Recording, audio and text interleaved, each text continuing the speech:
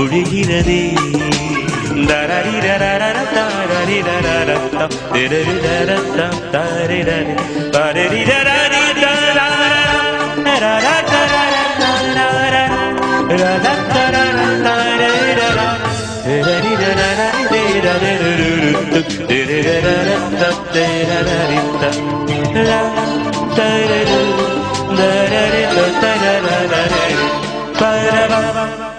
Who else could compose this number?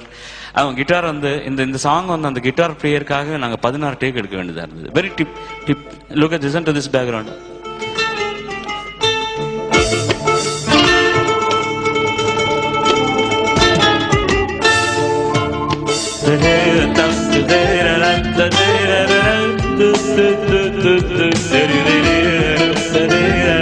Blue song.